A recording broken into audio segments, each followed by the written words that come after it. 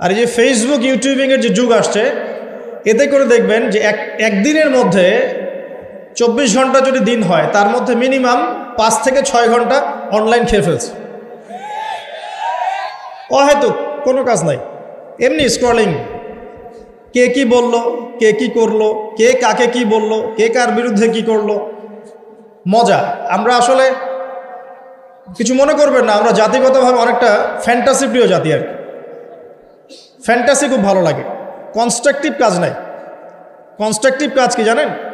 ওই যে আরব বিশ্বের নাকের ডগায় বসে পশ্চিমারা যে কাজগুলো করছে, এগুলো কনস্ট্রাকটিভ কাজ। বিগত 100 বছরে তারা সারা বিশ্বের প্রত্যেকটা বড় বড় সেক্টরের নিয়ন্ত্রণ নিয়ে নিয়েছে, এটা কনস্ট্রাকটিভ কাজ। আপনি যে এডুকেশন সিস্টেমে পড়াশোনা করছেন, তার ভিত্তি, তার চাবিকাঠি, লাটাই ওদের হাতে। আপনি যে তথ্য প্রযুক্তিগুলো ব্যবহার করছেন না, এগুলোর সুতা, লাটাই ওদের হাতে। সারা বিশ্বের যে ফাইন্যান্সগুলো আছে, বড় বড় ফাইন্যান্স, এই ফাইন্যান্সগুলোর লাটাই ওদের হাতে। সারা বিশ্বের যে বড় বড় ব্যাংকিং সিস্টেমগুলো দেখেন, আর ব্যাংকিং সিস্টেমগুলোর ভবিষ্যৎ ভালো না, যারা ইকোনমিক্স জানেন তারা বুঝবেন। এদের লাটাই ওদের হাতে। পুরো ওয়ার্ল্ডের জিওপলিটিক্সের লাটাই ওদের হাতে। এই কাজগুলো ওরা কনস্ট্রাকটিভলি করেছে, সময় নষ্ট করে নাই বিগত 100 বছরে। আপনাকে আমি ইতিহাস পড়তে বারবারই বলি, আরও একবার রিকোয়েস্ট করছি, বেশি না, 1914 সাল থেকে শুরু করে, প্রথম বিশ্বযুদ্ধ থেকে শুরু করে এই 2022 সাল পর্যন্ত ওয়ার্ল্ডের হিস্ট্রিটা একটু পড়ে দেখবেন, কিভাবে বিশ্ব আজকে এই অবস্থায় এসেছে। দেখবেন আমরা জিতিনি, বরং আমরা হেরে গেছি। আমরা এমন জাতি ছিলাম না। আমরা কেমন জাতি ছিলাম একটু দেখাচ্ছি। মুসলিম জাতির অবস্থা এমন ছিল যে মদিনার খেজুরের যে ছাদ, খেজুর গাছের পাতার তৈরি ছাদ, আর মাটির মসজিদে বসে মদিনা থেকে ওমর রাদিয়াল্লাহু আনহু, আবু বকর সিদ্দিক, উসমান রাদিয়াল্লাহু আনহু, আলী ইবনে আবি তালেব, 4 খলিফা, তাদের কথাই বলছি। ওই খেজুর গাছের মসজিদের মধ্যে বসে তারা অর্ধেক বিশ্ব শাসন করেছে। আমাদের অবস্থা এমন ছিল। আমাদের অবস্থা কেমন ছিল? এমন ছিল। অবস্থা দেখেন, আমাদের পরিবারগুলো এত সুন্দর ছিল যে পুরো পরিবারের মধ্যে তালিম, কোরআন, হাফেজ কোরআন, পরিবারের মধ্যে আলেম, মুফতি, মুহাদ্দিস দিয়ে ভর্তি ছিল। একজন বাদশার কথা আমি পড়েছিলাম হিস্ট্রি পড়তে গিয়ে, এটা অনেক পরের কথা, প্রায় উমাইয়া শাসনের কথা। যখন উমাইয়াদের পতনের সময় চলে আসছে, তারা কর্ডোভায় চলে গেছেন ইসলামিক খেলাফত কায়েম করতে। কর্ডোভা, আন্দালুসিয়া কর্ডোভায়, ওটাকে আন্দালুসিয়ার খেলাফত বলে। ওই সময় রাজার ছেলেকে বিয়ে দেওয়ার ঘোষণা এসেছে, রাজার ছেলেকে বিয়ে দেওয়া হবে। রাজা মানে আমির বুঝাচ্ছে এখানে, যিনি রাষ্ট্রের আমির ছিলেন। তো বিয়ে দেওয়ার জন্য মেয়ে খোঁজার জন্য বলা হয়েছে। তো এখন প্রথম দিন ঘোষণা করা হয়েছে যে আপনাদের যার যার বাসায় মেয়েরা হাফেজে কোরআন, রাতের বেলা সেই বাসায় আলো জ্বালিয়ে দিবেন, যাতে পাহাড়ের উপর থেকে রাজা দেখতে পারেন যে কোন কোন বাসায় হাফেজা আছেন।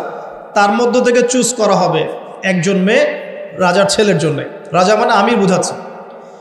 তো সেই রাতে তিনি যখন উঠলেন পাহাড়ে, এগুলো সত্য ঘটনা, দেখলেন আন্দালুসিয়ার প্রত্যেকটা বাসার ঘর, এই ঘরের মধ্যে আলো জ্বলছে, প্রত্যেকটা বাসায় হাফেজা মেয়ে আছে। তো এখন তো বিয়ে দেওয়া সম্ভব না সবার সাথে। পরের দিন আবার ঘোষণা আসলো যে এই হাফেজা মেয়েদের মধ্যে যারা তাফসির করতে পারে, কোরআনের মুফাসসির, হাফেজ মুফাসসির কিন্তু এক জিনিস না। হাফেজ মানে আপনি মুখস্থ করেছেন কোরআন, মুফাসসির মানে আপনি কোরআন একদম ব্যাখ্যা বিশ্লেষণ সহ আপনি অনুবাদ করতে পারেন, তাফসির করতে পারেন। তো পরের দিনও দেখা গেল সেম চিত্র, সবার ঘরে ঘরে আলো জ্বলছে। মেয়েদের কথা বলছি, মেয়ে খুঁজে বেড়াচ্ছে বিয়ে দেওয়ার জন্য। তারপরে আবার ঘোষণা আসলো যারা তাফসির করার সাথে সাথে মুহাদ্দিসা, মানে হাদিস মুখস্থ আছে, 10,000, 1,000, 20,000, 1,000, 2,000 এরকম করে যত হাদিস মুখস্থ আছে মুহাদ্দিসা, তাদের ঘরে আলো জ্বলবে। তখন দেখা গেল যে আলো একটু কমে আসছে আর কি, কথা বুঝতে পারছেন? কিন্তু আলোর সংখ্যা অনেক।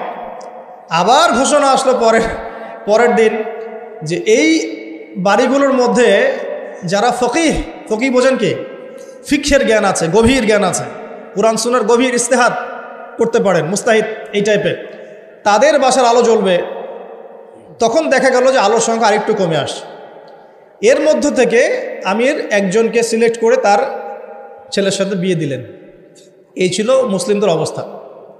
এখন যদি আপনি আজকে, এটা কি কুমিল্লা না নাকি? কুমিল্লা। এই কুমিল্লার তিতাসের কোনো একটা উপরের জায়গায় চলে যান, টাওয়ারে যান, গিয়ে বলেন যে আমাদের এই পুরো গ্রামের মধ্যে বা এই জায়গার মধ্যে আমি আমার ছেলের জন্য মেয়ে খুঁজতেছি। তো যেই মেয়েগুলো হাফেজে কোরআন তাদের বাসায় আলো জ্বালিয়ে দিবে। উপর থেকে দেখেন কতগুলো আলো জ্বলে, জ্বলবে, অবশ্যই জ্বলবে, একটাও না এমন না, জ্বলবে। কিন্তু যদি আরও বড় চ্যালেঞ্জ দেন যে হাফেজার সাথে সাথে কারা তাফসির করতে পারে, কারা মুহাদ্দিসা খাস পর্দা মেনে চলে, তাদের বাসায় আলো জ্বালাবে, দেখবেন আলোর সংখ্যা খুব কমে আসবে। এটা বাস্তবতা। দুঃখের সাথে জানাতে হয় আমরা এমন অনেক হাফেজে কোরআনকেও চিনি ব্যক্তিগতভাবে, যারা কোরআন হেফজ করার পরেও অল্প সময়ের মধ্যেই ভুলে গেছে, এবং হাফেজে কোরআন হওয়ার পরেও কোরআনের 10টা-20টা সূরার তাফসীর তারা করতে পারছে না, 10টা-20টা আয়াতের অনুবাদ তারা বলতে পারছে না। এমনও মানুষ কিন্তু আছে, ঠিক আছে? তো আমাদের অবস্থা কিন্তু এমন ছিল না। আমরা এই বিশ্বকে নেতৃত্ব দিয়েছি এক সময়, সুদীর্ঘ প্রায় 1250 বছর। কত বছর? যে জাতি তার শেকড় চিনে না, যে জাতি তার ইতিহাস জানে না, তাদেরকে তো মোটিভেটেড করা খুব সহজ, ডিমোটিভেটেড করা সহজ। আমাদের তরুণ প্রজন্ম এখন ওয়ার্ল্ড কাপের হিস্ট্রি জানে, এই ব্রাজিল আর্জেন্টিনার হিস্ট্রি জানে, মেসি নেইমারের হিস্ট্রি জানে। দাঁড়ান, এগুলোর প্রয়োজন নাই, এটা কোনো প্রয়োজন নেই। আমাদের তরুণ প্রজন্ম এদের হিস্ট্রি জানে, নায়ক নায়িকাদের হিস্ট্রি জানে, গায়ক গায়িকার হিস্ট্রি জানে। ওই যে পতিতা, যেটা আধুনিক পতিতা আর কি, যেটা সরাসরি পতিতা ভিত্তিতে জড়িত না থাকলেও মানুষকে উৎসাহিত করে, উদ্বুদ্ধ করে, অশ্লীলতার ফেরিওয়ালা, তাদের হিস্ট্রি জানে। বলিউড হলিউডের হিস্ট্রি জানে। আমাদের তরুণ প্রজন্ম সব জানে এগুলা, cricket, football, everything, Bollywood Hollywood, বিশ্বকাপ আসলে তো কথাই নাই। কিন্তু আমাদের তরুণ প্রজন্ম আমাদের শেকড় জানে না। কয়জন তরুণ জানে যে আমরা এমন একটা জাতি ছিলাম যারা সারা বিশ্বকে নেতৃত্ব দিয়েছি? নেতৃত্ব দেওয়া ডিফারেন্ট জিনিস, মানে সারা বিশ্বের কোনো কিছুই আমাদের পারমিশন ছাড়া হতো না, এমন একটা অবস্থা ছিল। বিশ্বের কোনো জায়গায় কোনো মুসলিমকে আঘাত করবে, অন্যায়ভাবে তাকে মেরে ফেলবে বা টর্চার করবে, এই সাহস কারো ছিল না। এমন যুগ ছিল। মুসলিম পুরুষের কথা বাদ দেন, মুসলিম কোনো নারীর দিকে চোখ তুলে তাকাবে বা তার ইজ্জত হরণ করবে, এমন ক্ষমতাও কারো ছিল না। এটাকে রূপকথার গল্প মনে হচ্ছে না এখন? বিগত 100 বছরে এই পরিস্থিতি দেখে মনে হচ্ছে এমনও কি সময় ছিল? হ্যাঁ, এমন সময় ছিল। এই তো বেশি দিন আগের কথা নয়। ঘরে ঘরে হাফেজ ছিল, ঘরে ঘরে হাফেজ, ঘরে ঘরে আলেম, ঘরে ঘরে মুফতি মুহাদ্দিস ভর্তি। শুধু তাই নয়, বিজ্ঞানী দিয়ে ভর্তি, ফিলোসফার দার্শনিক দিয়ে ভর্তি, অ্যাস্ট্রোনমিস্ট দিয়ে ভর্তি, জ্যোতির্বিদ্যায় পারদর্শী, বায়োলজিতে পারদর্শী, কেমিস্ট্রিতে পারদর্শী, এরকম ঘরে ঘরে ছিল। বর্তমান বিশ্বের যে শিক্ষা সেক্টরগুলো আছে, প্রত্যেকটা সেক্টরের ভিত্তি মুসলিমরা দিয়ে দিয়েছে বিশ্বকে, জানেন? এই যে অর্থনীতি নিয়ে আমরা এত বাড়াবাড়ি করি না, সবচেয়ে সেরা অর্থনীতি শিখিয়েছেন ইউসুফ আলাইহিস সালাম। কে শিখিয়েছেন? সূরা ইউসুফ পড়ে দেখেন। আমরা সূরা ইউসুফ এর নাম শুনলে মনে করি ইউসুফ মানে ইউসুফ জুলেখা, ইউসুফ জুলেখা, তাই না? মাথায় চলে আসে ইউসুফ আর জুলেখা। ইউসুফ আলাইহিস সালাম কি ছিলেন? খুব সুন্দর দেখতে ছিলেন, এতটুকু জানি আমরা। কিন্তু ইউসুফ আলাইহিস সালামের বাহ্যিক সৌন্দর্যের চাইতে তার চরিত্রের সৌন্দর্য আর অনেক বেশি ছিল। তাকে রাজার স্ত্রী অফার করছে ভালোবাসার, প্রেম বিনিময়ের, দরজা লাগিয়ে দিচ্ছে, আর তিনি বলছেন মাআযাল্লাহ, আমি আল্লাহকে ভয় করি। তার চরিত্রের সৌন্দর্য দেখেন। খালি আমরা রূপের সৌন্দর্যের কথা বলি, তাই না? ইউসুফ আলাইহিস সালাম যখন কারাগারে, কেন কারাগারে পাঠিয়েছে? বিনা অপরাধে। আর বিনা অপরাধেও মানুষ কারাগারে যায়। কারাগারে যারা যায় তারা সবাই যে অপরাধী এমনটা নয়, বিনা অপরাধেও মানুষ কারাগারে যায়। দাঁড়ান, ইউসুফ আলাইহিস সালাম কেন গেলেন? তাকে অপবাদ দেওয়া হয়েছে, জেনার অপবাদ, নাউজুবিল্লাহ। 1 দিন 2 দিন না, 7 দিন 10 দিন না, 12টা বছর তিনি কারাগারে। কত বছর? 12 বছর। ওই 12 বছরের মধ্যে তিনি একটা ঘটনা ঘটেছে, 2 জন কয়েদি এসেছে। কয়জন? নতুন কয়েদি। একজন বলছে যে আমি স্বপ্ন দেখলাম যে আমার মাথার মধ্যে রুটি রাখা হয়েছে, এই রুটি এসে পাখি খেয়ে নিচ্ছে। আরেকজন স্বপ্ন দেখলো যে সে রাজাকে শরাব পান করাচ্ছে। ইউসুফ, তোমাকে সত্যবাদী মনে হয়, আমাদেরকে স্বপ্নের ব্যাখ্যা জানিয়ে দাও। এই 2 জন ব্যক্তি কিন্তু মুসলিম নন, মনে রাখবেন। এই 2 জন ব্যক্তি কি? অমুসলিম, কিন্তু মুসলিম নন। দেখেন, অমুসলিম ব্যক্তির স্বপ্ন সত্য হতে পারে। দলিল, অমুসলিম ব্যক্তির স্বপ্ন কি হতে পারে? সত্য হতে পারে। ইউসুফ আলাইহিস সালাম ব্যাখ্যা করে দিলেন যে শরাব পান করাচ্ছে সে অচিরে ছাড়া পেয়ে যাবে এবং সে রাজাকে শরাব পান করাবে, রাজার ঘনিষ্ঠ হয়ে যাবে। আর যার মাথার থেকে রুটি খেয়ে নেওয়া হচ্ছে তাকে শুলদণ্ড দেওয়া হবে, তার মগজ খেয়ে ফেলবে পাখি। তাই হলো। আর ইউসুফ আলাইহিস সালাম এই ব্যক্তিকে বলে দিলেন, যার ব্যাপারে তার ধারণা হলো যে এই ব্যক্তি নাজাত পাবে, তুমি যখন রাজার কাছে যাবে তখন আমার কথা স্মরণ করো, যে আমি তোমাকে এই কথাটা বলেছিলাম, রাজার সামনে স্মরণ করো। তো ইউসুফ আলাইহিস সালাম এখানে বন্দী, তারা ছাড়া পেয়ে গেলেন। এবার যখন এই ব্যক্তি রাজার কাছে গেলেন, রাজা আবার একটা স্বপ্ন দেখলো। কে স্বপ্ন দেখলো? সূরা ইউসুফের মধ্যে বলা আছে, পড়ে দেখবেন। রাজা স্বপ্ন দেখছে যে 7টা চিকন গাভী 7টা মোটা তাজা গাভীকে খেয়ে ফেলছে। ঠিক আছে? আর উনি শীষ স্বপ্ন দেখলেন, শীষ। এই স্বপ্নটা তার কাছে অদ্ভুত মনে হলো। 7টা জীর্ণ শীর্ণ গাভী 7টা মোটা তাজা গাভীকে কেমন করে খেয়ে ফেলতে পারে। তিনি খুব টেনশনে পড়ে গেলেন। রাজ্যের সব জ্ঞানী গুণী লোকদেরকে ডাকলেন, এর ব্যাখ্যা কী হবে, এর ব্যাখ্যা কী হবে, কেউ বলতে পারছে না। তখন এই ব্যক্তি যে ছাড়া পেয়ে এসেছে তার মনে হলো যে হ্যাঁ, ইউসুফ নামে একজন ব্যক্তি আছে, সে আমাকে স্বপ্নের ব্যাখ্যা বলেছিল, হয়তোবা সেই স্বপ্নের ব্যাখ্যাটা বলতে পারবে। সে চলে গেল জেলখানায়। সেখান থেকে ইউসুফকে গিয়ে বলল, ইউসুফ, তোমাকে আমরা সত্যবাদী পেয়েছি, এই স্বপ্নের ব্যাখ্যা কি হবে, রাজার স্বপ্নের ব্যাখ্যা। ইউসুফ আলাইহিস সালাম বললেন যে এর অর্থ হচ্ছে যে অতি শীঘ্রই এই মিশরের মধ্যে দুর্ভিক্ষ আসবে। কি আসবে? আচ্ছা, তার মানে দুর্ভিক্ষ শব্দটা কোরআনে আছে। রাজাকে গিয়ে বলো যে ওই মহিলাদের কি খবর, যে মহিলারা ইউসুফ আলাইহিস সালামের ব্যাপারে এরকম অপবাদ দিয়েছিল। তখন এই ব্যক্তি গিয়ে রাজাকে বলল, ওই মহিলাদের কথা তিনি জিজ্ঞাসা করেছেন। তখন রাজা বলছে যে ইউসুফ নির্দোষ ছিল। সেই মহিলারা স্বীকার করলো যে ইউসুফ নির্দোষ ছিল, আসলে আমরাই তাকে ওয়াসওয়াসা দিয়েছি, আমাদের দিকে প্রলুব্ধ করেছি। রাজা বলেন তাকে বের করে নিয়ে আসো। ইউসুফ আলাইহিস সালামকে বের করে আনা হলো। আনার পর তাকে বলা হচ্ছে এই স্বপ্নের ব্যাখ্যা কি হবে এবং এর সমাধান কি। ইউসুফ আলাইহিস সালাম বলছেন যে ব্যাখ্যা হচ্ছে এই যে আপনার এই রাজ্যে দুর্ভিক্ষ আসবে, তবে আপনি যদি আমাকে খাদ্য মন্ত্রণালয়ের দায়িত্ব দেন তাহলে এই সমস্যা আমি মোকাবেলা করতে পারবো ইনশাআল্লাহ। আমি বিশ্বস্ত এবং আমার এই বিষয়ে জ্ঞান আছে। কে বলেন এটা? ইউসুফ আলাইহিস সালাম। তো এবার জেলখানা থেকে আল্লাহ পাকের তাকদীর দেখেন। জেলখানা, কুয়ার মধ্যে ছিলেন, কুয়া, বাবার খুব কাছের সন্তান, তাই না? ইয়াকুব আলাইহিস সালাম খুব কাছের সন্তান। সেখান থেকে ভাইদের ষড়যন্ত্রে কুয়ার মধ্যে, মনে আছে? কুয়া থেকে মিশরের বাজারে ওখানে বিক্রি করে দেওয়া হলো, ওখান থেকে রাজপ্রাসাদে। ঠিক আছে? রাজপ্রাসাদে বড় হচ্ছেন। এরপর এই যে মেয়েদের ঘটনা, তারপর জেনার মিথ্যা অপবাদ, 12 বছর কারাগারে। তারপর সেখান থেকে আল্লাহ রাব্বুল আলামিন বের করে নিয়ে আসলেন কোথায়? মিশরের খাদ্যমন্ত্রী। তাকদীর, ভাগ্য। কীভাবে বুঝাবো আল্লাহ পাকের পরিকল্পনা কত বিশাল।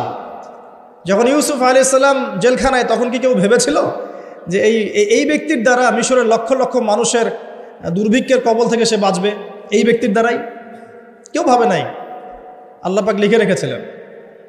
এ কারণেই একটা রিকোয়েস্ট করবো এখানে, যে জীবনে চড়াই উতরাই আসবে আপনার আমার সবারই। কোনো অবস্থায় আল্লাহর প্রতি ভরসা হারাবেন না ইনশাআল্লাহ। আল্লাহ রাব্বুল আলামিন আপনার ব্যাপারে পরিকল্পনা করে রেখেছেন। আপনার মনের মধ্যে যদি সততা থাকে, অনেস্ট একটা মন থাকে, ইনশাআল্লাহ আপনি দুনিয়াতেও সফল হবেন, পরকালে সফল হবেন ইনশাআল্লাহ। আপনি যদি সৎ হন, মনের থেকে যদি আপনি সৎ হন, আল্লাহর কাছে আপনি সৎ হন, সারা দুনিয়া মিলে আপনার কোনো ক্ষতি করতে পারবে না ইনশাআল্লাহ। আর আপনি যদি অসৎ হন, মনের মধ্যে অসততা থাকে, দুনিয়ার মানুষ বাহবা দিলেও একদিন ধরা খাবেন ইনশাআল্লাহ। এটা বাস্তব, এর বাইরে যাবে না ইনশাআল্লাহ। দেখেন, ইউসুফ আলাইহিস সালাম দায়িত্ব চাচ্ছেন, আমাকে দায়িত্ব দেন, আমি এই বিষয়টা ভালো বুঝি। আল্লাহ পাক তাকে এই যে খাদ্য মন্ত্রণালয় নিয়ে আসলেন। ইউসুফ আলাইহিস সালামের হাতে পরবর্তীতে দুর্ভিক্ষের কবল থেকে পুরো মিশরবাসী বেঁচে গেল এবং লক্ষ লক্ষ মানুষের জীবন বেঁচে গেল, আলহামদুলিল্লাহ। তাহলে অর্থনীতির মূল মন্ত্র শিক্ষা পেলাম না? কোরআনে আছে না? এখনো সামনে আমরা এই শব্দগুলো শুনতে পারছি না? সমাধান পেতে হলে কোরআনে আসতে হবে। যদি সমাধান পেতে চান কোরআনে আসতে হবে। যদি না আসেন, এটা আপনার ইখতিয়ার, পরবর্তীতে ফলাফল আমাদেরকে ভোগ করতে হবে। আল্লাহ পাক আমাদের সবাইকে কোরআন এবং সুন্নাহ মাফিক জীবন গড়ার তৌফিক দান করুন। একটা খালি পয়েন্ট বললাম, দেখেন, ইকোনমিক্সের দুরবস্থা দূর করারও ফর্মুলা কোরআনে পাওয়া গেছে। আগেকার মুসলিমদের অবস্থা বলছি, জ্যোতির্বিজ্ঞান নিয়ে অনেক কথা হয় না, এই গ্রহে নাসাই পাঠাচ্ছে, সেই পাঠাচ্ছে। ভালো করে পড়ে দেখবেন, জ্যোতির্বিজ্ঞানের মূল নীতিগুলো, সূত্রগুলো দিয়েছে মুসলিমরা। মেডিকেল সায়েন্স নিয়ে অনেক কথা হয়, মেডিকেল সায়েন্স এগিয়ে যাচ্ছে, মেডিকেল সায়েন্সের মূল নীতিগুলো দিয়েছে মুসলিমরা। এই যে কেমিস্ট্রি তোমরা পড়ো, পর্যায় সারণী, মূলনীতি দিয়েছে মুসলিমরা। এই যে আমরা যে ল্যাপটপ চালাই, ইন্টারনেট চালাই, হ্যাঁ, ডিজিটাল যত কিছু চালাই, এর জন্য প্রয়োজন হচ্ছে অ্যালগোরিদম। কিসের অ্যালগোরিদম? এই অ্যালগোরিদম আবিষ্কার করেছে মুসলিমরা। এই অ্যালগোরিদম যদি মুসলিমরা আবিষ্কার না করতো, আপনি ল্যাপটপ চালাতে পারতেন না, কিছুই করতে পারতেন না। এর বেস দিয়েছে কে? মুসলিমরা। এই যে ম্যাথামেটিক্স নিয়ে এত ফকর করি, ম্যাথামেটিক্স, এর বেসও মুসলিমদের থেকে এসেছে। আপনারা কি জাবর ইবনে হাইয়ানের নাম শুনেছেন? আচ্ছা, বাদ দেন তার কথা। আপনারা কি ইমাম রাজির নাম শুনেছেন? আচ্ছা, ফিলোসফি, দর্শন, এর মূলনীতি দিয়েছেন তিনি। অনেক, ইবনে সিনার নাম শুনেছেন? চিকিৎসা বিজ্ঞান, পুরো ভিত্তি দিয়েছেন তিনি। আর এই যে পলিটিক্যাল সিস্টেম, যেটা আমরা ওয়ার্ল্ড পলিটিক্স যেটা আমরা বলি, এর ভিত্তি দিয়েছেন কে জানেন? উমর ইবনুল খাত্তাব রাদিয়াল্লাহু আনহু। কে দিয়েছেন? এই যে প্রশাসনিক ডিপার্টমেন্ট, সদর দপ্তর, এই মন্ত্রণালয়, সেই মন্ত্রণালয়, এটা স্টার্ট করেছিলেন কে জানেন? সর্বপ্রথম উমর রাদিয়াল্লাহু আনহু। আমরা অনেকে জানি না। আমি এটাই বলছিলাম আপনাদেরকে, যে জাতি তার শেকড় চিনে না, তাকে ডিমোটিভেটেড করা খুব সহজ। আমরা যদি হিস্ট্রি পড়া শুরু করি, ইতিহাস পড়ি, কোরআন সুন্নাহর পাশাপাশি আমরা দেখব বিশ্বের প্রত্যেকটা বড় বড় সেক্টরের মূল নীতি স্থাপন করে গেছে কারা? মুসলিমরা। তাহলে এখন কেন আমরা এই জায়গায় আসলাম? কি কারণ? আমি একটু কারণটা বলি আপনাদেরকে। মন খারাপ করছেন কি? নিজেদের চেহারাটা আয়নায় দেখতে হয়। যদি আমরা আমাদের চেহারা আয়নায় দেখার সৎসাহস না থাকে, তাহলে উন্নতি করব কিভাবে? নাকি প্রশংসা থাকবে? আমরাও সেই জাতি, আমরা বীরের জাতি। সারা বিশ্বে বীরত্বের সাথে লড়াই করে ইসলাম প্রতিষ্ঠা করেছে কারা? আমরাই। এই যে ভারতবর্ষে ইসলাম পাচ্ছেন, ভারতবর্ষে ইসলাম ঢুকেছে একটা ঘটনাকে কেন্দ্র করে। কি ঘটনা? একজন মুসলিম নারীর ইজ্জতের উপর হামলা চালিয়েছিল একজন লম্পট রাজা। এই ঘটনাকে কেন্দ্র করে বিন কাসিম, এই যে ঘোরসাওয়ার, অল্প কিছু সৈন্য নিয়ে আক্রমণ করেছিলেন ভারতবর্ষ। এই যে বিজয়, এখান থেকে শুরু হলো ইসলাম। তারও আগে চিটাগাং আছেন, চিটাগাং, চট্টগ্রাম, এই চিটাগাং রোড দিয়ে, এই পোর্ট দিয়ে আরবরা বাণিজ্য করত। ওই দিক দিয়ে ইসলাম ঢুকেছে একদিক দিয়ে। আবার সুফি পীর মাশায়েখরা ছিলেন, তারা এখানে ইসলাম প্রচার করেছেন। তিনভাবে ইসলাম ঢুকেছে উপমহাদেশে। ইসলাম পেতেন না এগুলো। দেখুন কেন হলো এই অবস্থা। বিকজ ওই সময়ে একটা মুসলিম পরিবারের মধ্যে কোরআনের হাফেজ থাকতো। পাওয়া যায় এখন সব পরিবারে? রেয়ার। আমরা মনে করি যার ব্রেন সবচেয়ে খারাপ, ওকে হাফেজি মাদ্রাসা দেওয়া লাগবে, আর যার ব্রেন খুব ভালো, ওকে আমরা দিব ইঞ্জিনিয়ারিং, ডক্টর। আমরা শিক্ষাটাকে ভাগ করে ফেলেছি। একটা হচ্ছে দুনিয়ার শিক্ষা, একটা হলো আখেরাতের শিক্ষা, তাই না? অথচ শিক্ষা তাকেই বলে যা আমার দুনিয়াও দিবে, আখেরাতও দিবে, এর নাম শিক্ষা। আর এই শিক্ষা কোথায় আছে? কোরআন সুন্নায় নাই। আর কোরআন সুন্নাহ শেখার পরে যদি আমি ডক্টর হই, ইঞ্জিনিয়ার হই, কোনো সমস্যা আছে? কোনো সমস্যা নাই। আমরা এটাকে ভাগ করে ফেলেছি। আমরা অর্থনীতিও ভাগ করে ফেলেছি। মসজিদে আমি পাক্কা মুসল্লি, দেখবেন মসজিদে মাশাআল্লাহ পাক্কা মুসল্লি, নামাজে পড়তে পড়তে একদম সেজদার দাগ পড়ে গেছে। যেই ব্যবসা করতে গেল মাপে কম, যেই ব্যবসা করতে গেল দেখবেন যে মজুদদারি, যেই ব্যবসা করতে গেল ওই যে স্টক করতেছে অন্যায়ভাবে, কৃত্রিম সংকট তৈরি করতেছে, যেই চাকরি করতে গেল ঘুষ, যে আপনার ডিল করতে যাচ্ছে ইকোনমিক সেক্টরে, সুদ। তো অর্থনৈতিক জীবনটাকে আলাদা করে ফেললাম, ওইটা দুনিয়ার জীবন, এটা হচ্ছে আমার পরকালের জীবন, ভাবখানে এমন। আমাদের আকীদা চেঞ্জ করতে হবে। তো অর্থনৈতিক জীবন কি ইসলাম থেকে আলাদা নাকি? আপনি 5 ওয়াক্ত নামাজ পড়ছেন আলহামদুলিল্লাহ, এখন যদি সুদ খান তাহলে কি পার পাবেন? তাহলে অর্থনীতি ইসলামের সাথে সম্পৃক্ত না? সহজ কথাটা বোঝাতে পারি না। ইভেন আমরা যদি অন্যদের সাথে ডিল করতে চাই বিশ্বে, তখনও ইসলাম ফলো করতে হবে, আদারওয়াইজ সমস্যা আছে। এমন তন্ত্র মন্ত্র মতবাদের চর্চাও করা যাবে না যে মতবাদগুলো কোরআন সুন্নাহর সরাসরি বিরোধী। করা যাবে? করা যাবে না। তো আমাদের জীবনটা পরিপূর্ণটাই ইসলাম, পূর্ণাঙ্গটাই ইসলাম, এখানে আংশিকতা সুযোগ নাই। আল্লাহ এই কথাটা বোঝার তৌফিক দান করুন। আজকের মাহফিলে একটা কথাও যদি নিয়ে যেতে পারেন, ইসলাম হচ্ছে একটা পরিপূর্ণ জীবন ব্যবস্থার নাম।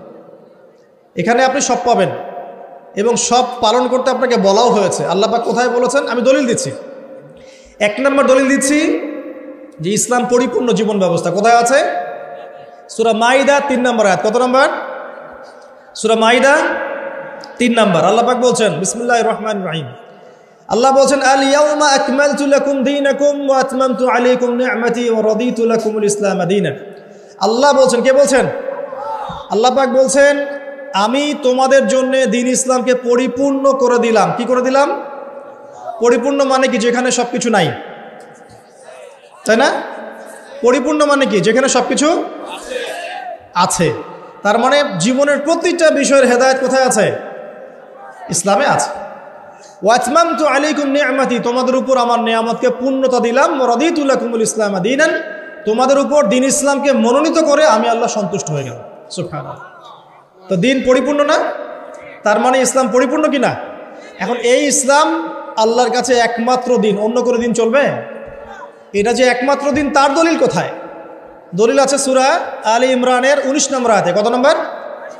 আলী ইমরান 19 নম্বর। আল্লাহ পাক বলছেন, ইন্না দীনা ইনদাল্লাহিল ইসলাম, জেনে রাখো হে মানুষ, নিশ্চয়ই আল্লাহর কাছে একমাত্র গ্রহণযোগ্য দিন, তার নাম কি? ইসলাম। আল্লাহ পাক এই সূরার মধ্যে আবার বলছেন যে ইসলাম ছাড়া অন্য দিন পালন করলে কবুল হবে কিনা, আল্লাহই বলছেন।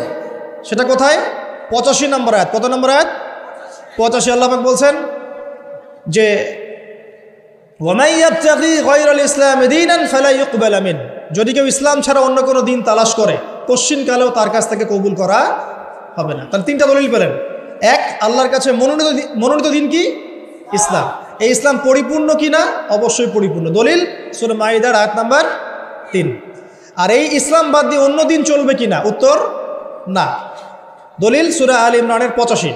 এখন আপনার আমার দায়িত্ব কি? সেটা আল্লাহ বলছে সূরা বাকারায়। কোন সূরায়? সূরা বাকারায়। কোরআনের একটা আয়াত কিন্তু আরেকটা আয়াতের সাথে লিঙ্কড আপ হবে। এই মিলানোর যোগ্যতা আপনাকে তৈরি করতে হবে। মানে আমি বুঝাই একভাবে, এই যে আকাশের তারাগুলো দেখেন, আমরা সাধারণ চোখে যেটা দেখি সেটা হলো এটা তারাই, জাস্ট তারা, সুন্দর লাগে, তাই না? আসলে ব্যাপারটা এমন না। আসলে ব্যাপারটা হচ্ছে এই প্রত্যেকটা তারার সাথে অন্য তারার একটা জটিল এবং সূক্ষ্ম গাণিতিক একটা মিল আছে। যদি আপনি আমার সাথে কখনো তারা দেখতে আসতে পারেন, আমি দেখাবো ইনশাআল্লাহ। আকাশের তারা দেখা শিখতে হবে। দেখে মনে হয় যে খুব সুন্দর। আল্লাহ পাক সূরা মুলকের মধ্যে বলছেন, সূরা মুলক রাত্রেবেলা তেলাওয়াত করতে হয়, রাতে তারা ওঠে না, ওই রাতেই আল্লাহ বলছে সূরা মুলক তেলাওয়াত করতে। কি মিল আছে দেখছেন? রাতে আকাশে তারা উঠে, আর আল্লাহ পাক রাতের বেলায় সূরা মুলক তেলাওয়াত করতে বলছেন। আর সূরা মুলকের মধ্যে আল্লাহ বলছেন যে আকাশের দিকে তাকাও, তাকিয়ে দেখো আল্লাহর এই সৃষ্টির মধ্যে কোনো খুঁত পাও কিনা, তোমার দৃষ্টি বারবার ব্যর্থ হয়ে ফিরে আসবে, কোনো ত্রুটি পাবে না। সুবহানাল্লাহ। এই তারাগুলোর মধ্যে জটিল একটা সূক্ষ্ম গাণিতিক মিল আছে। এক মিলিমিটার বা 1 সেন্টিমিটার মিলিমিটার যদি একটা থেকে দূরে সরে যায় বা কাছে চলে আসে, মহাবিশ্ব ধ্বংস হয়ে যাবে। জানেন? বুঝাচ্ছি।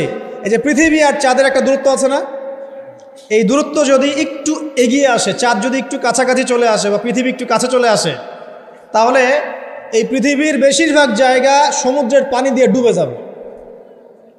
বুঝলেন না মনে হয়? আচ্ছা, বোঝার দরকার নাই, পরে বুঝেন, শুনে রাখেন আজকে।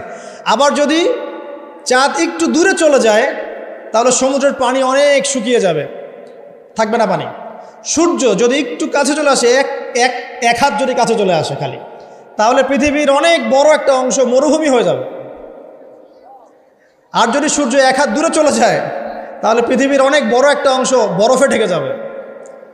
একদম সূক্ষ্ম মিল আছে, সূক্ষ্ম গাণিতিক তত্ত্ব আছে। এমনি এমনি এটা আল্লাহ পাক সৃষ্টি করেন নাই তো। তারার কথা বলছিলাম কেন, তারাগুলো একটা একটার সাথে মিলালে আপনি পথ খুঁজে পাবেন।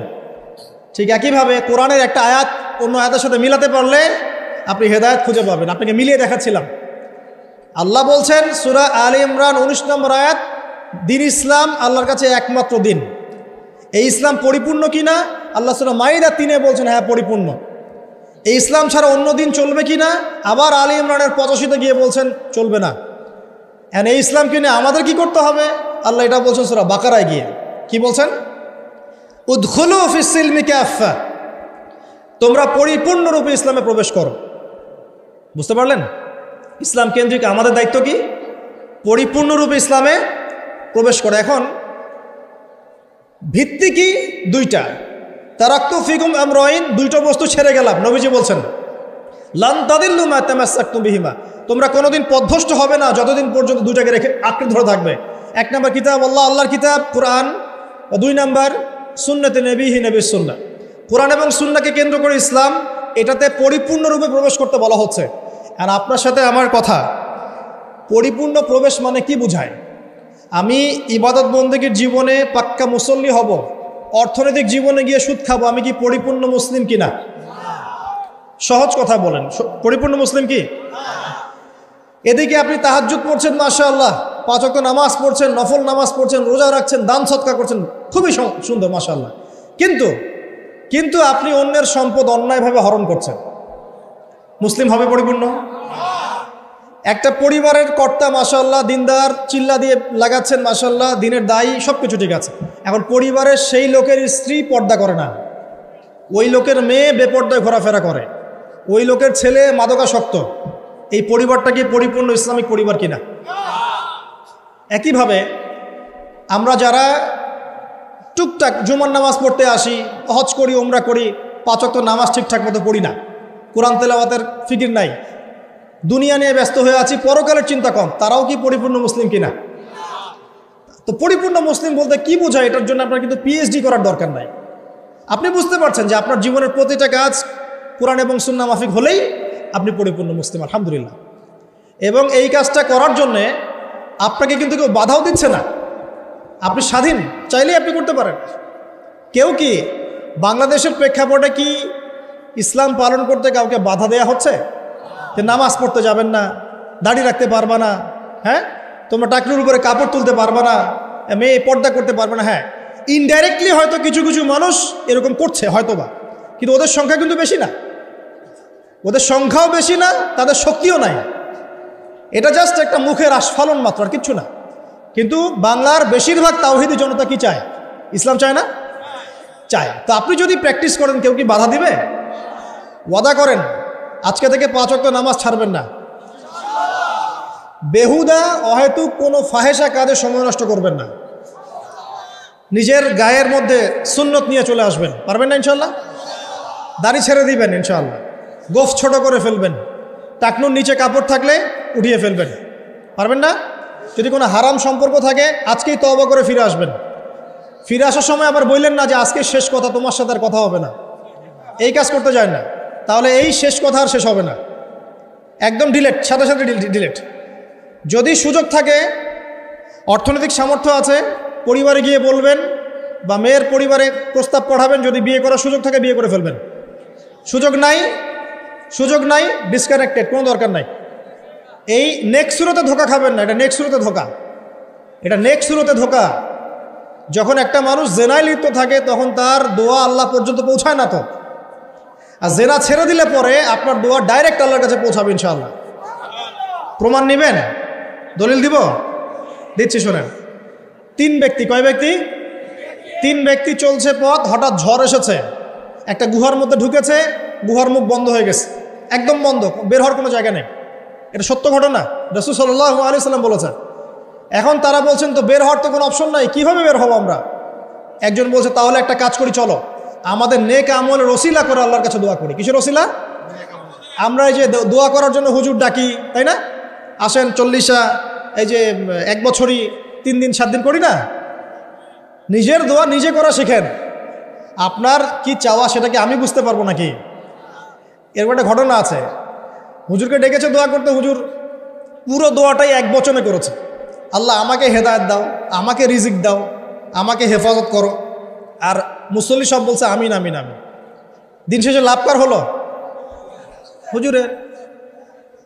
জিলাপিও আমি পেলাম, দোয়া আমার কবুল হলো, সবই তো আমার হলো, এবং শেষে হাদিয়াওটা আমি পেলাম। এটা তো আপনাকে, আপনার দোয়া আপনাকে করতে হবে। তো এই তিন ব্যক্তি দোয়া করছে নিজের নেক আমলের ওসিলা দিয়ে, নেক আমলের ওসিলা দিয়ে দোয়া করলে দোয়া কবুল হয়। এখানে কি বলে দিব কোন কোন ক্ষেত্রে দোয়া করলে দোয়া কবুল হয়? শোনেন, আগে হালাল খাইতে হবে দোয়া কবুল হলে। দোয়া কবুল হওয়াতে হলে আগে হালাল খেতে হবে, হারাম খেলে দোয়া কবুল হবে না। আর আমরা এখন সুদের যুগে বাস করি না, সবাই সুদখোর হয়ে যাচ্ছে দিন দিন। আর সুদ যে এখন এত সূক্ষ্ম, আমি ইনশাল্লাহ আপনাদেরকে কোনো একটা পরিবেশে যেখানে আমি এডুকেটেড শ্রেণীর মানুষ পাবো ইনশাল্লাহ, সেখানে আমি শুধু অর্থনীতি নিয়ে কথা বলবো ইনশাল্লাহ। এখানে আপনি বুঝতে পারবেন যে কত সূক্ষ্ম সুদ চলছে এখন, কত সূক্ষ্ম। এই যে ইলেকট্রনিক মানিগুলো আমরা ইউজ করছি না, এর মধ্যেও সুদ আছে, বুঝবেন না। একটা রাষ্ট্রকে তারা বাদ রাখে না সুদখোর বানাতে। যদি আমাদের রাষ্ট্রের কোনো লোন প্রয়োজন হয়, আমরা যদি ওয়ার্ল্ড ব্যাংকের কাছে যাই বা IMF-এর কাছে যাই, সুদ ছাড়া কোনো লোন তারা দিবে না, কখনো দিবে না। এবং এটা ফোর্সফুলি করবে তারা, সুদ ছাড়া আপনি বেরোতে হতে পারবেন। তো পরে আসি ওইদিকে, আমি ওইদিকে আছি না। দোয়া কবুল করাতে হলে আপনাকে আগে হালাল রিজিক সার্চ করতে হবে, 1 নম্বর। 2 নম্বর, তাওহীদ চর্চা করতে হবে। শিরকের পাপে লিপ্ত থাকলে দোয়া কবুল হওয়া ডিফিকাল্ট। এবং সুন্নতের চর্চা করবে, বেদাতি আমল করলে দোয়া কবুল হওয়া ডিফিকাল্ট আছে। এর পাশাপাশি আমি কিছু অপশন বলে দিই। যখন দেখুন বৃষ্টি হচ্ছে, তখন দোয়া করবেন, দোয়া কবুল হবে ইনশাআল্লাহ। দোয়া করার আগে একবার বলবেন আলহামদুলিল্লাহ, কমপক্ষে একবার বলবেন আলহামদুলিল্লাহ রাব্বিল আলামিন, একবার কমপক্ষে। মানে প্রথমে আল্লাহর প্রশংসা করবেন, তারপর একবার দরুদ পড়বেন আল্লাহুম্মা সাল্লি আলা মুহাম্মাদ ওয়া সাল্লিম, তারপর হাত তুলে দোয়া শুরু করবেন। বৃষ্টি পড়ছে, দোয়া শুরু করে দেন, দোয়া কবুল হবে ইনশাআল্লাহ। আজান দিয়েছে, আজান এবং একামতের মাঝখানের সময়টা আছে, এই সময়টা কাজে লাগান, দোয়া কবুল হবে ইনশাআল্লাহ। নামাজে দাঁড়িয়েছেন, সেজদায় গিয়েছেন, সেজদায় দোয়া করেন, দোয়া কবুল হবে ইনশাআল্লাহ। প্রশ্ন করে অনেকে যে ভাই সেজদায় কি বাংলায় দোয়া করা যাবে? হ্যাঁ যাবে, যদি আপনার নামাজটা নফল নামাজ হয়। কোন নামাজ হয়? ফরজ নামাজে করবেন না, নফল নামাজে করতে পারেন ইনশাআল্লাহ। সেজদায় বান্দা আল্লাহর সবচেয়ে কাছাকাছি থাকে, এই সময়ে বেশি বেশি দোয়া করতে রাসূল সাল্লাল্লাহু আলাইহি ওয়াসাল্লাম তাগিদ দিয়েছেন। দোয়া করলে ডাইরেক্ট কবুল হবে ইনশাআল্লাহ।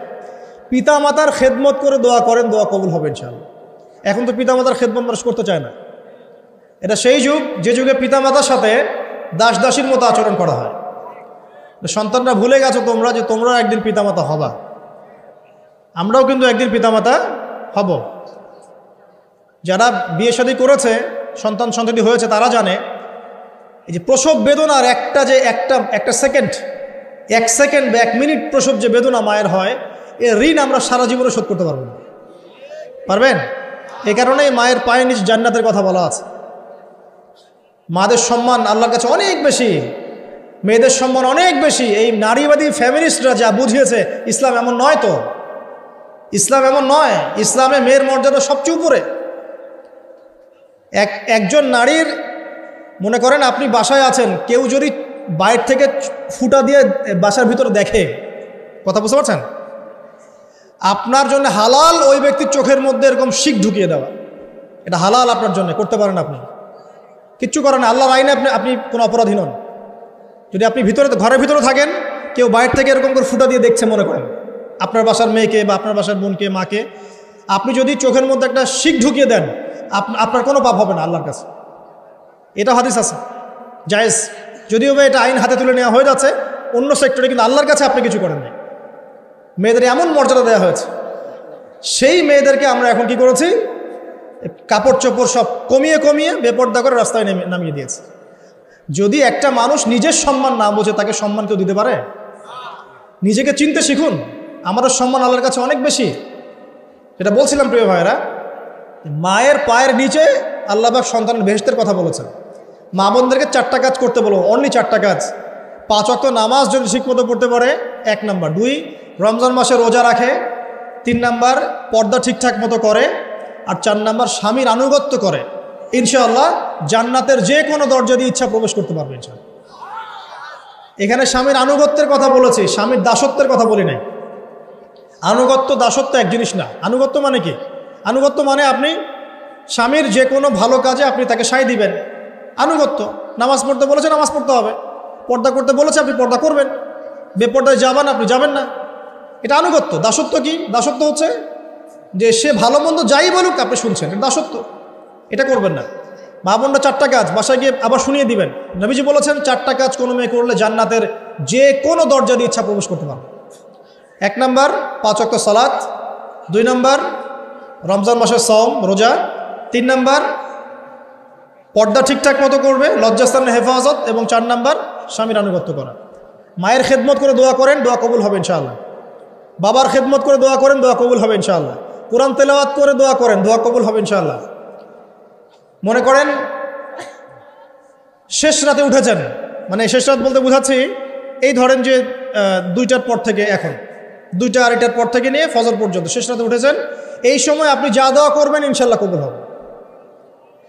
হ্যাঁ, বলতে বাধ্য হচ্ছি, এখনকার তরুণ সমাজ ওই 2টা 2:30টার দিকে ওই যে কার কার খেলা থাকে, ওই খেলাগুলো দেখার জন্য ওঠে, তাহাজ্জুদ পড়ার জন্য উঠতে পারে না। অথচ আল্লাহ পাক বলছেন কি, যে শেষ রাতে আল্লাহ পাক প্রথম আসমানে নেমে আসেন এবং আহ্বান করেন, কে আছো আমার কাছে কিছু চাইবে আমি দিব, কে আছো আমার কাছে রিজিক চাইবে দিব, কে আছো আমাকে ডাকবে আমি তোমার ডাকে সাড়া দিব, কে আছো আমার কাছে ক্ষমা চাইবে আমি তোকে ক্ষমা করে দিব। প্রিয় যুবক ভাইরা, আল্লাহকে মূল্যায়ন করতে শিখুন। এই সময়গুলোতে দোয়া করলে ইনশাআল্লাহ তাআলা আপনার দোয়া কবুল হবে ইনশাআল্লাহ। সবচেয়ে ইম্পর্টেন্ট হচ্ছে এটা, যেটা আমরা প্রত্যেক দিন পড়ি, প্রায় 17 রাকাত নামাজ পড়ি আমরা, ফরজ নামাজ। শুধু ফরজ নামাজের কথাই বলছি। এখানে আপনি 34টা সেজদা করেন, 17 রাকাত ফরজ, 34টা সেজদা করেন। প্রত্যেক সেজদায় যদি একটা করে দোয়া করতে পারেন ইনশাআল্লাহ আল্লাহ আপনার দোয়া কবুল করবেন। দোয়া কবুল করার কিছু জায়গা বলে দিলাম, বেশি বেশি দোয়া করতে হবে। আমরা উম্মার অবস্থাগুলোকে বুঝতে শিখব। এখানে এই 3 ব্যক্তি, এটা বলে আমি শেষের দিকে যাচ্ছি, একটু ধৈর্য ধরেন। এই 3 ব্যক্তি পড়ে গেছে গুহার মধ্যে। আমি বলছিলাম জেনা ছেড়ে দিলে তোমার দোয়া আল্লাহ পাক ডাইরেক্ট কবুল করবে ইনশাআল্লাহ। কিভাবে? এই দলিল দিচ্ছিলাম যে তারা বলছে আমাদের তো আমাদের নেক আমল যা আছে এটা দিয়ে দোয়া করতে হবে, কোনো অপশন তো নাই বের হওয়ার। একজন বলছে যে আল্লাহ, আমি আমার পিতামাতার খেদমত করতাম, মাকে দুধ পান না করিয়ে কখনো দুধ পান করি নাই, আল্লাহ এই কাজটা যদি তোমার কাছে ভালো লেগে থাকে আজকে আমাকে এই বিপদ থেকে উদ্ধার করো। এই দোয়া করার সাথে সাথেই এই গুহা থেকে পাথরটা একটু সরে গেল এভাবে। আর জড়বস্তু আল্লাহ পাকের হুকুম মানে, আল্লাহ পাকের হুকুম মানে না খালি 2টা শ্রেণীর মানুষ, এক হচ্ছে মানুষ আর একটা জিন জাতি। এই পুরো প্রকৃতি আল্লাহ পাকের হুকুম মেনে চলে। আর জড় বলতে আসলে কিছু নাই, যদি আমি বোঝানোর জন্য জড় বলেছি। আল্লাহ পাকের হুকুমে সব কিছু জীবন্ত। এই যে মাটিতে আমরা বসে আছি না এখন, এই মাটি কিয়ামতের মাঠে সাক্ষী দিবে যে এখানে মাহফিল হয়েছিল। হ্যাঁ, ওইখানে বসে তুমি টিকটক করেছো, লেকচার শুনো নাই ভালো করে। একটা মাহফিলে যাচ্ছিলাম, দেখলাম যে এখন স্টেজে উঠি নাই, ওই সুযোগে দেখলাম যুব সমাজ রাস্তার পাশে দাঁড়িয়ে সিগারেট খাচ্ছে, ব্রেক নিচ্ছে আগে, চা সিগারেটের ব্রেক। হুজুর আসলে আলোচনা শুনবো। এখানে এসে যদি আমরা মানে কোরআন সুন্নাহর বাইরে কোনো কাজ করি, এই মাটি আবার সাক্ষী দিবে। এটা দলিল কোথায় আছে? সূরা জিলজাল পড়ে দেখবেন। সূরা জিলজালের মধ্যে দলিল আছে যে আল্লাহ পাকের হুকুমে এই জমিন কথা বলবে ইনশাআল্লাহ, আল্লাহ পাক হুকুম করবে। জি, তো একটু সরে গেল ওই পাথর। তারপরের ব্যক্তি দোয়া করছে, আল্লাহ আমার একজন কাজের লোক ছিল, সেই কাজের লোক কিছু টাকা পেত, টাকা না নিয়ে বেচারা চলে গেছে, আমি ওই টাকা দিয়ে কিছু পশু কিনেছি, এই পশুগুলো কিনে আমি পালন করেছি, অনেক দিন পর সেই ব্যক্তি এসেছে আমার টাকা দাও। তখন আমি বলেছিলাম যে এই যতগুলো পশু দেখছো সব তোমার। সেই লোক বলছে আমার সাথে কি ঠাট্টা করছো? বলছে না, ঠাট্টা করছি না, তোমার টাকা দিয়ে আমি পশু কিনেছিলাম, এই প্রজনন হতে হতে হতে আজকে এতগুলো হয়েছে, সব তোমার, নিয়ে যাও। আল্লাহ, কলিজা দেখেন, আসলে দান করার জন্য কলিজা লাগে, টাকা লাগে না। আল্লাহর পথে দান করার জন্যে কলিজা লাগে, টাকা লাগে না। আর কিছু মনে করবেন না, আমি বিভিন্ন মাহফিলে যাচ্ছি, এই একটা কমন দৃশ্য দেখি এই কালেকশনের। আমার জানা নাই যে এভাবে নাম লিখিয়ে কোনো কালেকশন নবীর যুগ থেকে হয়েছে। আমার জানা নেই।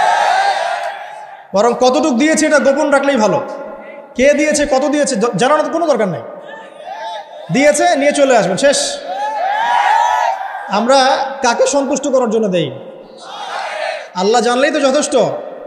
কি দরকার জনগণ জানতেই হবে আমি 5,000 টাকা দিয়েছি? এতে আমার লাভটা কি?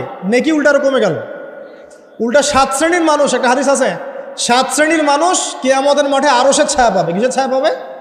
আরশের ছায়া, যে ছায়া ছাড়া কোনো ছায়া থাকবে না।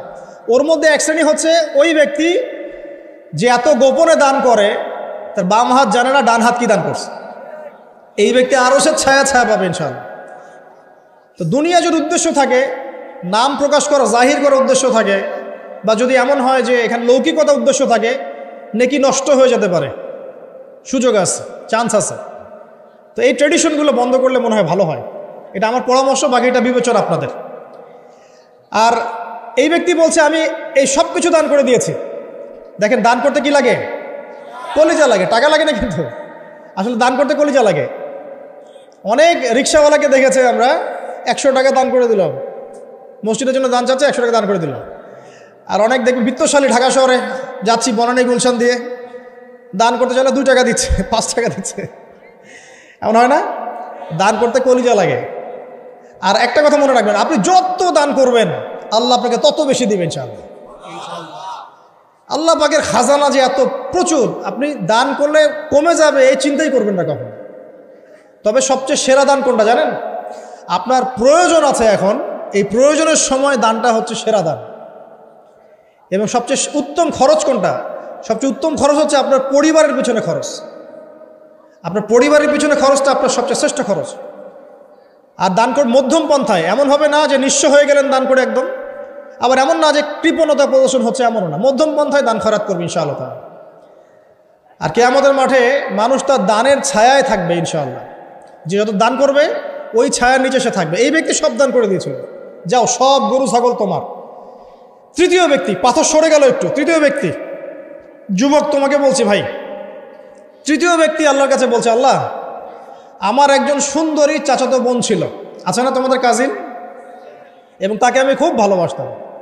ওই যে এখন বয়ফ্রেন্ড গার্লফ্রেন্ড ফ্রি মিক্সিং, যেটা খুব ভালোবাসতাম। তো তাকে আমি পেতে চাইতাম। তো আমি তাকে অফার করি, সে বলে যে না, আমাকে 100 স্বর্ণ মুদ্রা না দিলে আমি রাজি না। 100 স্বর্ণ মুদ্রা। এই মেয়ের অবশ্য অনেক ডিমান্ড ছিল, তাহলে বোঝা গেল 100 স্বর্ণ মুদ্রা মানে অনেক। জানেন, এখন তো দেখা যায় 1500 টাকা 2000 টাকা দিয়ে মেয়ে তার ইজ্জত বিক্রি করে ফেলছে। 100 স্বর্ণ মুদ্রা, আর কাউকে কিছু দেওয়াই লাগে না, এমনি বিক্রি করে ফেলে। কত প্রশ্ন, কত যে প্রশ্ন আসে আমাদের কাছে, যে ভাই হুজুর বা ভাইয়া ওস্তাদ, কত জীবনে এক পর্যায়ে ভুল করেছি, এরকম জেনায় লিপ্ত হয়ে গিয়েছিলাম, প্রেম করেছি ইত্যাদি, আমি কি করব, আমার কি ভালো হওয়ার রাস্তা আছে কিনা, বা আমি তওবা করে ফিরে আসছি, আমি কি এখন বিয়ে করতে পারবো কিনা। প্রশ্নের শেষ নাই। বেশিরভাগ প্রশ্ন এরকমই আসে এখন। আরেকটা বেশি প্রশ্ন আসে, ভাই ওস্তাদ হুজুর আমার স্বামী পরকীয়া আসক্ত, আমাকে দেখে না, এই হয় সেই, এইগুলো প্রশ্ন বেশি। পারিবারিক জেনা কেন্দ্রিক যত প্রশ্ন আসে, অন্য কোনো কেন্দ্রিক প্রশ্ন এত আসে না। মানে এই যুগটা কি হয়েছে, মানে মানুষকে জেনা উন্মুক্ত করে দিয়েছে একেবারে। একদম স্কুল লাইফ থেকে শুরু হবে বয়ফ্রেন্ড গার্লফ্রেন্ড ফ্রি মিক্সিং, এই বন্ধু পড়তেই জেনা হয়ে যায়। কলেজ লাইফে গিয়ে আরও বড় জেনা। ইউনিভার্সিটিতে গেলে তো আর কোনো পাত্তাই নেই। ইউনিভার্সিটির খুব কম ছেলে পাবেন সিগারেট খায় না, এবং খুব কম ছেলে মেয়ে পাবেন যারা এই অবৈধ প্রেম করছে না, খুব কম। এটাকে আমরা প্রমোট করছি। বিশ্বাস করেন শুধুমাত্র